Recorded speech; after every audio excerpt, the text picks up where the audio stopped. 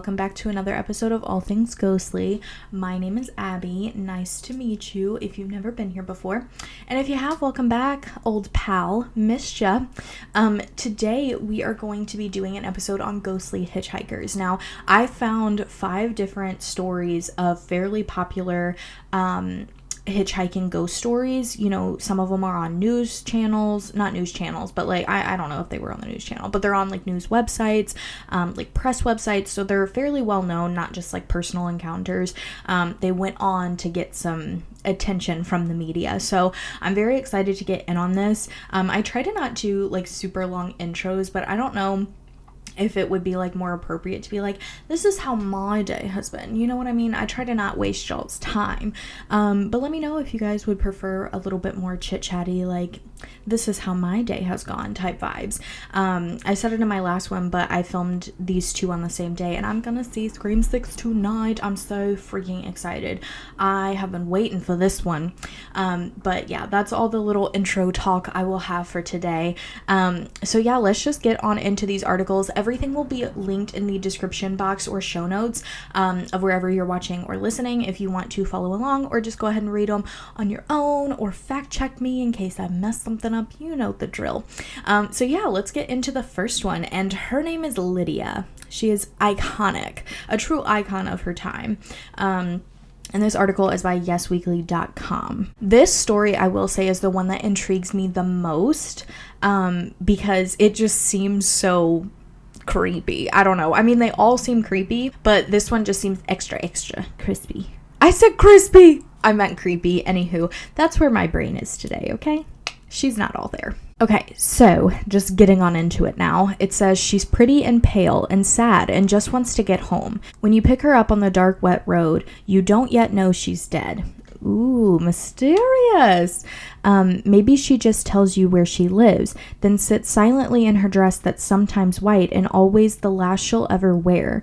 Maybe she's chatty, a charming flapper or debutante or hippie, and you fall a little bit in love with the girl you'll always remember during that dark drive you'll never forget. Maybe she shivers and you loan her your jacket. Later, you'll shiver too. Why are we falling in love with a child though? Because I think Lydia is a girl. Like a baby, not a baby, but there's like a little picture of her, but it's not a real picture of her. You can tell it's like a what do you call that? Like a reenacted thing. This is probably just like a paid model, but anywho, like I said, why are we falling in love with children? I think she's probably young. That's all I have to say about that.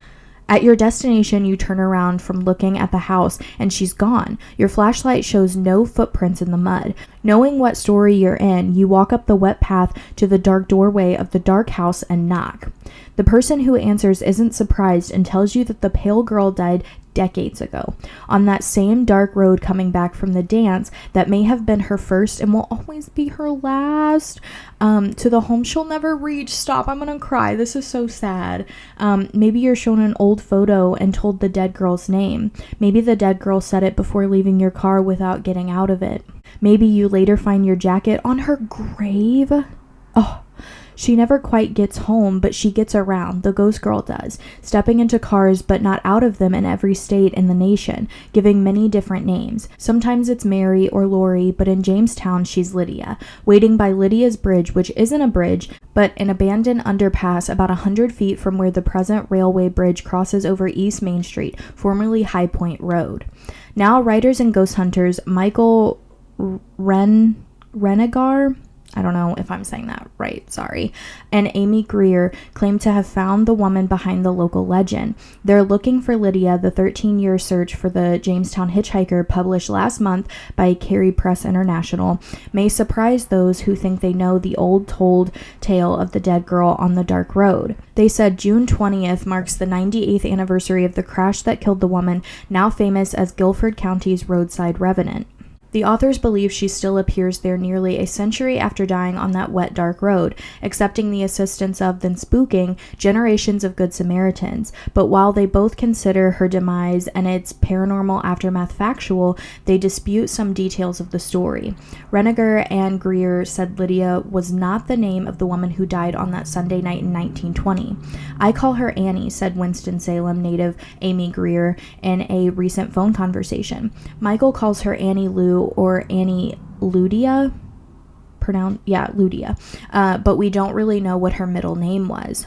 East Bend native Michael Reniger, again, sorry if I'm saying it wrong, author or co-author of 3 previous books, 2 with Greer on Tar Heel hauntings, wrote in an email that he has an idea about what the L stands for in Annie L. Jackson, the name on her death certificate. Her maternal grandmother Lucinda was known as Ludia, and this appears to have been Annie Jackson's middle name, thus Annie Ludia Jackson shortened to Annie Lou. He also explained that she wasn't coming back from a dance and that she wasn't a teenager or college girl. This is actually the norm, he wrote in an email. Truth and legend rarely match closely. Reniger wrote that Annie L. Jackson was a 35-year-old woman. She had been married briefly in 1918, however, it was annulled or divorced quickly, and her death certificate lists her as single. There were, he wrote, a male driver and another couple in the car that flipped over when negotiating that sharp curve. The others all survived. In many versions of the story, the ghost Lydia asked the driver to take her to her mother's house in High Point, but Reniger wrote that Annie Jackson's parents died years before she did. Her death certificate lists her as a resident of Greensboro, but Reniger doesn't think that's where her ghost wants to go. We recently found what we believe is the house she asked to be taken to, he wrote. Her maternal first cousin lived there at the time, possibly an aunt too. He described the house as being in Jamestown near the underpass where Annie Jackson died. I can't divulge the location due to a promise to family, as descendants still live there.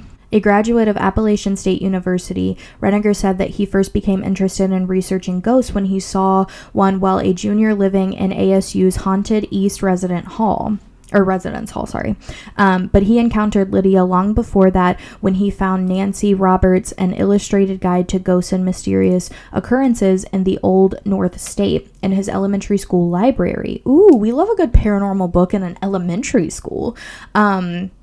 Roberts' book, first published in 1959, includes a chapter titled The Lovely Apparition. That's the first known account in which the ghost of the Jamestown underpass is called Lydia. Roberts attributed the story to a High Point resident she called Burke Hardison, who claimed to have encountered Lydia in 1924 while driving home from Raleigh. In an email, Reniger states that Roberts made up the name Burke Hardison to protect her source's identity, as he refused to be interviewed otherwise. There are newspaper accounts prior to that 1959 book. In most early accounts, no name is given, or for that matter, a destination. She simply vanishes from the car. Greer said she also first became aware of Lydia from Nancy Roberts' book, which she found in her school library when she was in the 2nd grade. Today it makes me smile to see our books beside hers on the shelf. Oh, that's so cute. If you ever read a book of North Carolina ghost stories, it was probably hers. During our phone conversation, Greer told me that when she first began collaborating with the man she now calls her brother, Greer and Reniger consider themselves siblings despite not being blood relations. Lydia was the North Carolina ghost story she least expected to be true due to its ubiquity as an urban legend. The wrong story had been written so many times and kept getting written and rewritten, she said. If you asked me back in 2011, I'd have told you that looking for Lydia was like looking for a needle in a haystack, but Michael put it out there and people came to us with verifiable information, and that's a beautiful thing. I hope that by finding her truth, we've helped Annie find some peace. Both writers described Looking for Lydia, their second book together after 2011's Ghost of the Triad, as a very close collaboration. It was the result of a decade of research on my part, but Michael had been working on it for 20 years before that, Greer said. But she added, it wasn't just him and me, but also the public due to everybody's love for her. That's why we wanted her to have her own book, rather than just being a chapter in one. Aw, it seems like they're all friends with this ghost girl, and I love it. Reniger said that a major breakthrough happened in 2015 after he appeared in an episode of the Discovery Channel's Monsters and Mysteries in America about Lydia's Bridge. After seeing the show, a High Point University student named Emily Manzik brought him and Greer the Greensboro Patriot article about the June 1920 wreck. The more we looked into it, the more we realized who the victim was, Reniger wrote. I feel like that's what Annie wanted, that she needed that, said Greer, adding that she felt personally touched when she read the 1920 newspaper article. That's what ultimately separates her from the story you hear everywhere about the girl who wants to go home to mom and is waiting out there in the rain to be picked up from the dance.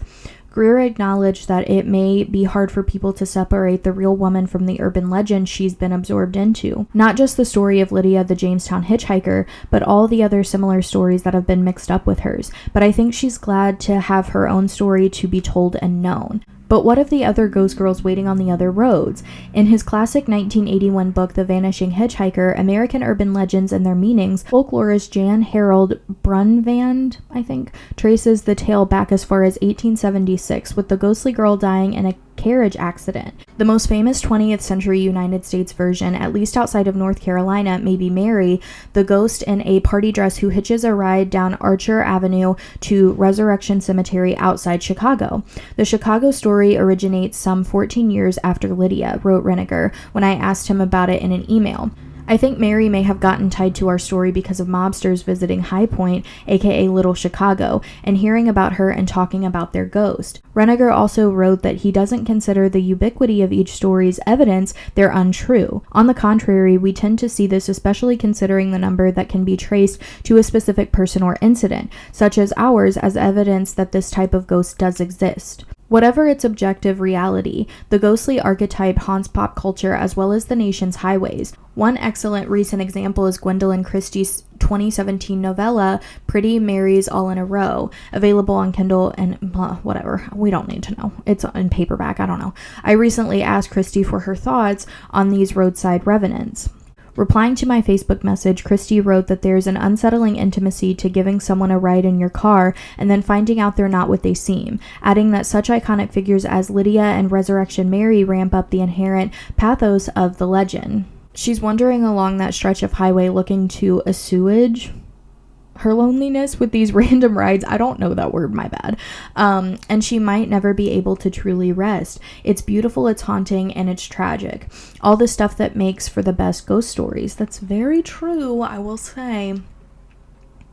The first time I heard about a ghostly hitchhiker, it was from a counselor at YMCA day camp who told us how another ghost girl named Mary haunted a section of the old football road between Greensboro and Chapel Hill. She told some of it in the second person as something that might happen to us kids once we were old enough to drive.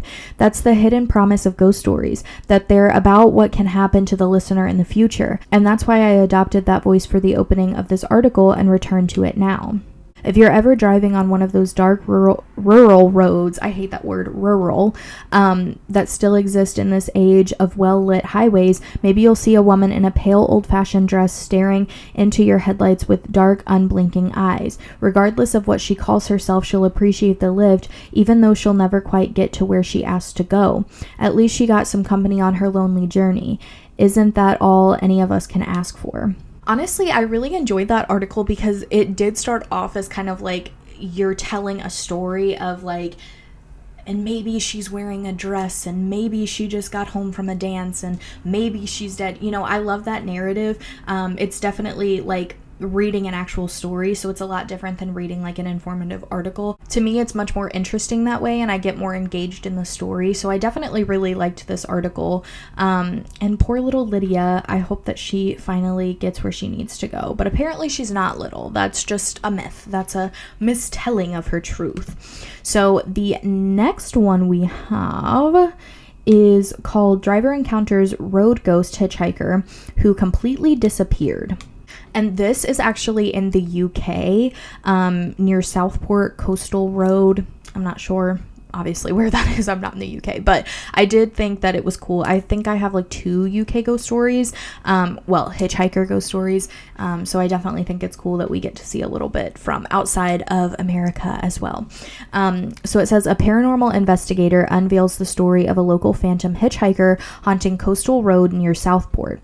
The town of Southport is a much-loved destination for those seeking an escape from the hustle and bustle of city centers, boasting miles of beautiful and expansive beaches, but its coastline might harbor a presence far more sinister than your typical beachgoer. An incident dating back from 1983 recounts the chilling sighting of a road ghost on Coastal Road between Ainsdale and Southport in Merseyside, I'm not sure. Again, sorry about the mispronunciations. Dr. Rob Gandy, a visiting professor at the Liverpool Business School at Liverpool John Moores University, my goodness, that was a mouthful, has unveiled this story as part of his side project documenting paranormal encounters on UK roads. He explained encounters with so-called phantom hitchhikers are amongst the most terrifying because the eyewitnesses genuinely thought that they were talking to a real person. On a dark and stormy night, the 27-year-old eyewitness, known as Mr. M, was driving on Coastal Road when he spotted a lone man standing on the side. He stopped to offer the man a lift and shelter from the heavy rain. According to Mr. M, the mysterious hitchhiker was wearing a parka coat and wasn't carrying any bags. He was also described as being in his mid-30s with dark eyes and stubble on his face. Dr. Gandy said, although his behavior was normal and calm, he had a troubled expression which Mr. M put down to him being out in such bad weather. That's when the hitchhiker, who sat on the passenger side of the car, spoke to Mr. M with a local Southport accent, asking whether his girlfriend could come with him. Mr. M accepted, and the man then stepped out of the car, went to its back, and seemingly vanished into thin air. Dr. Gandy said it took about 20 seconds for Mr. M to realize that the man had completely disappeared and that there was no sign of any girlfriend. The road at that point was edged with high sand hills, and there was quite simply nowhere the man could have gone. The Southport ghost sighting made it to Dr. Gandy's top 6 of the scariest road ghost encounters he's ever come across. Wow. Very, very interesting. This one wasn't as like bone chilling as the Lydia ghost story, but this one definitely is spooky. Like, just him disappearing in front of your very eyes.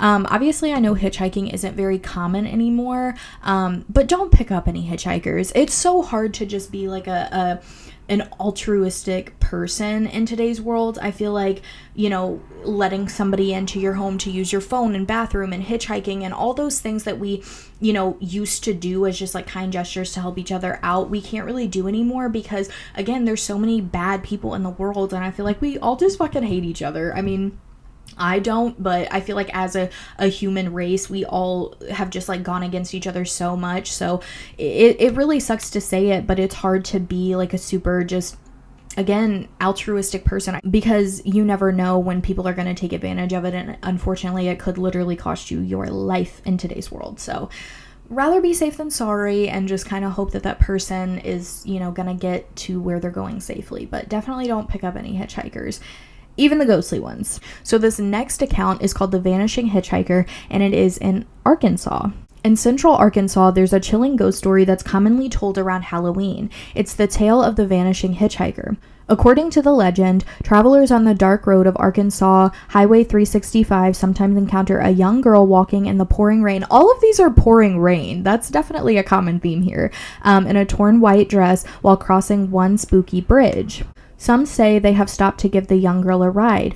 Those who stop say they pick the girl up and drive her to a nearby home. However, when they arrive, the drivers discover the girl has suddenly disappeared. Those that choose to knock on the front door of the home the young girl takes them to learn from a woman who answers that the young girl used to live at the home but was killed in a car accident and regularly hitches a ride home, according to the legend. Okay, so this sounds a lot like the Lydia hitchhiker, but this is in Arkansas and that was in North Carolina. So this could be an issue of just like people using the same narrative. Maybe they're both true. I'm not really sure. But that is like literally copy and pasted from the other story. So again, not really sure how completely valid these are, but still interesting nonetheless. Another branch of the legend includes a man who gives the young girl his jacket when he picks her up. Okay, so this is literally like the same story. But again, 2 different states. So is Lydia a traveling ghost? Who knows? This one I don't think is referring to her name yet at all, so I don't know, we'll see. According to the story told on Arkansas.com, a young man was driving down the Arkansas 365 south of Little Rock when he saw a young girl on the roadside. He offered to give her a lift, and he draped his coat over her shoulders because she was cold and soaked from the rain. She gave him directions to her house. When they arrived, the young man got out of the car and walked around to the other side to help her out of her seat, but no one was there. Confused, the young man walked up to the house and knocked on the door. A woman answered, and he explained what had just occurred. She said, "The young girl is my daughter, who was killed years ago. She hitchhikes back home once a year." The young man then drove to the cemetery to see the young girl's grave. There he found his coat draped over her tombstone. So in the first article, they were talking about how a lot of these stories get like combined. So maybe this isn't the story of Lydia, and maybe this is this like ghost girl in Arkansas, but it got brought into Lydia's story. However, this story is not limited to Highway 365. Other legends have the story going through Jefferson. Oh, wait.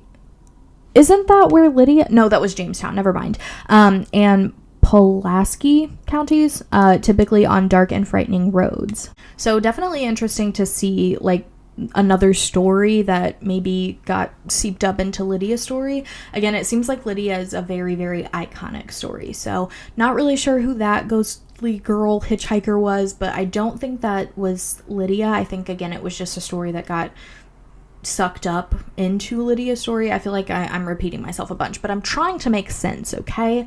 And you guys can't tell me if I make sense because you're listening to this after I recorded it. So I'm just trying to cover my grounds, okay? So this next one is another one that is in the UK. Hopefully a different story. I think it is, but who knows now at this point. It says, imagine yourself driving down a lonely country road at night. You're alone with only the car radio and the dashboard lights for company. As you round a bend, you see coming out of the blackness a solitary figure standing, thumbing for a ride. Do you stop and offer a lift, or do you pass the traveler by and continue on your way? Maybe you think that someday you might be in the same situation yourself and decide against your better judgment to stop and help out. Like I said, sorry about it, but don't pick up a hitchhiker. And also, I would never hitchhike. So yeah, I can sit there and think, like, what if I was in that same position? But honestly, I feel like the only instance is if I was, like, trying to run from, like, a killer or something, and then I'd be like, please help me, whoever's there. But again, you have to, like, cover your own back. So many people get, like, murdered and, you know, fucking kidnapped in these times, in these current times, even before. It's definitely not a new concept, but we talk about it a lot more now. But yeah, just better be safe than sorry. I wouldn't want to get into a car with a stranger. So even if I was the person needing a ride, bitch, I would just be running as fast as my little legs could carry me. Almost 40 years ago, a young tradesman from Bedfordshire, anywho, decided he would play the Good Samaritan and pick up a stranded traveler. It was to prove to be one of the most chilling and convincing paranormal encounters of modern times. Late in the evening of October 12, 1979, 26-year-old carpet fitter Roy Fulton from Dunstable was returning home from a pub darts match in nearby Leighton Buzzard. So many names, when he stopped to give a lift to a young man standing on an isolated stretch of Station Road on the outskirts of Stanbridge. Notions of ghosts and the supernatural were far from Fulton's mind. Being an avid Liverpool supporter, he was casting his thoughts ahead to the following day's match and the prospects of his favorite team. In the glare of the minivan's headlights, he saw a youth... I love that. He saw a youth standing on the near... I feel like I've said that before. I'm sorry. I'm getting scatterbrained. Standing on the near side verge, thumbing for a lift. Deciding he was either going to Tottenham or Dunstable, Fulton came to a halt in front of the hitchhiker who walked along the road toward the van. He was casually dressed in dark trousers and jumper and wore a white collared shirt. Nothing seemed out of the ordinary. The man opened the passenger door and got in. When asked where he wanted to go, his only response was to point ahead further down the misty road. Fulton let in the Mini's clutch and the van pulled away. The journey continued in silence for some minutes until Fulton decided to offer the youth a cigarette. Don't do that! It was the point where what had been a completely ordinary and familiar situation suddenly crossed over a threshold into the strange and frightening world of the unknown. I leaned forward and picked up the pack of cigarettes, he later recalled, turned around to offer the lad one, and the man or boy was not sitting there. Stunned, Fulton pulled the minivan to a halt and turned on the interior light, looked into the back, thinking the youth had somehow climbed into the rear of the van. There was nothing there. Roy Fulton was completely alone. Now terrified, Fulton drove in a panic to his local pub, the Glider in Lowther Road. I don't know. Sorry, guys. And that's in Dunstable.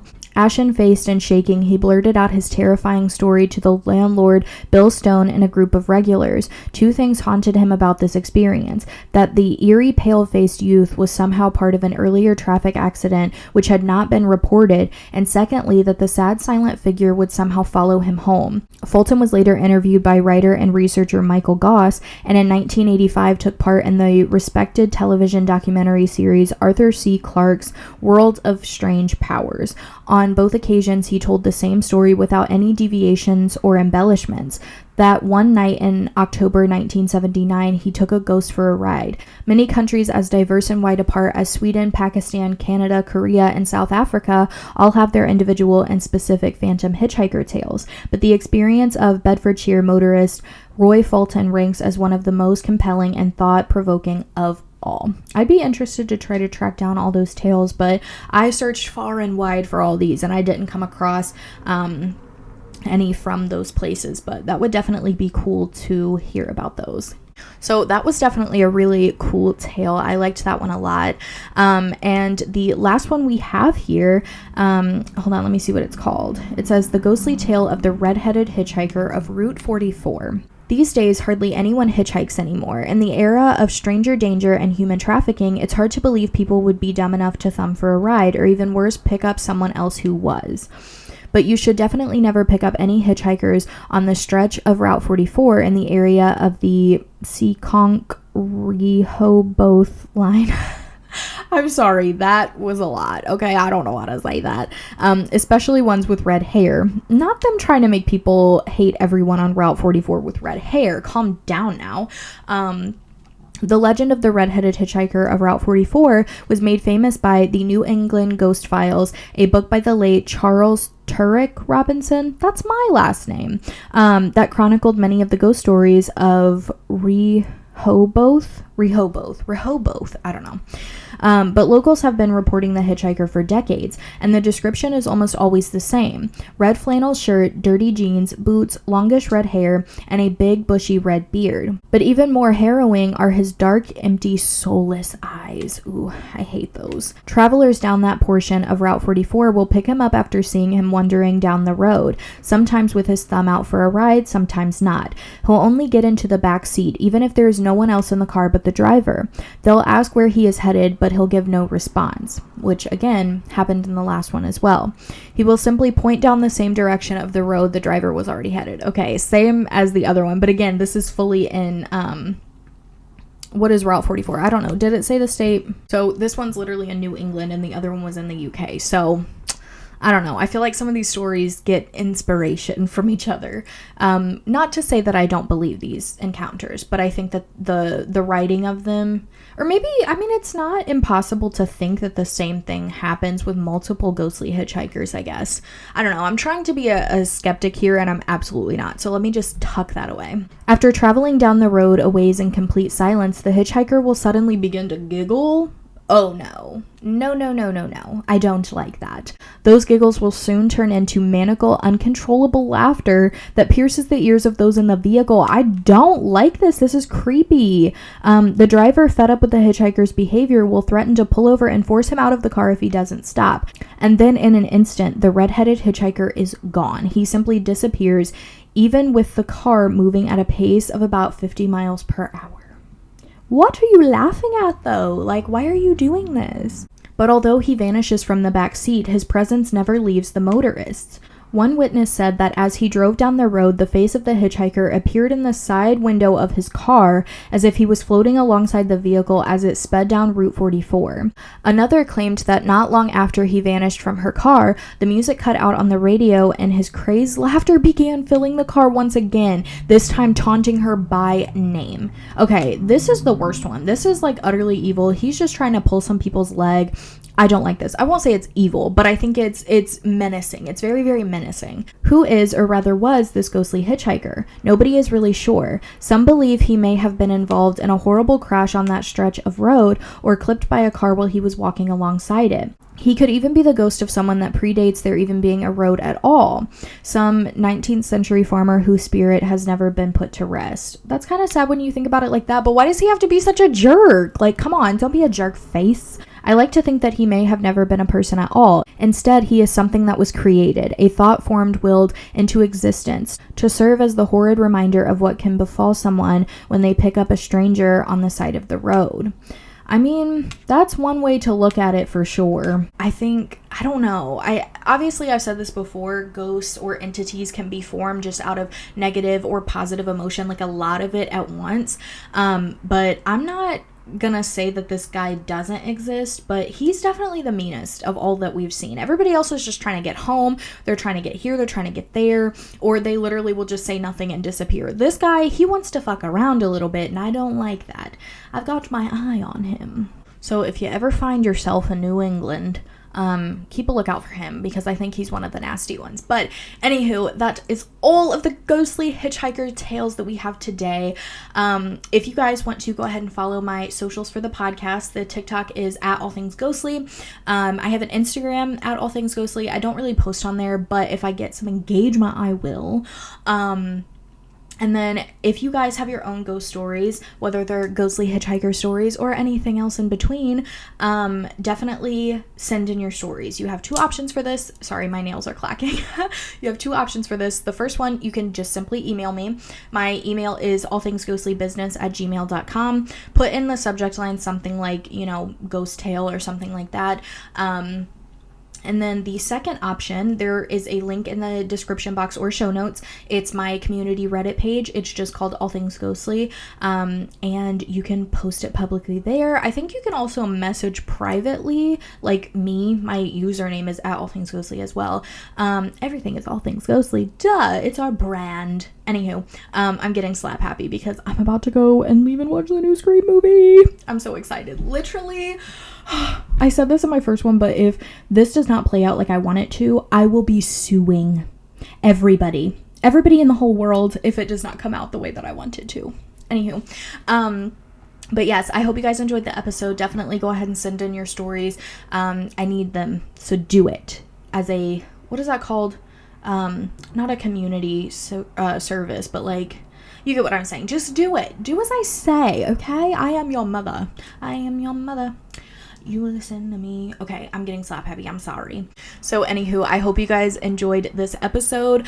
I will see you in my next, which I'll give you a little sneak preview of what that's going to be. It's going to be personal encounters dealing with Ouija boards. And I'm a Ouija board hater, if you couldn't tell. I don't know if I radiate that energy, but I will see you guys in that one. Get excited for it because, again, it's just personal encounters, not like news articles and stuff, so those are definitely my favorite. But I will go ahead and see you guys in that next episode. Good night, goodbye, good morning, even if you're risque like that. Anywho, bye guys.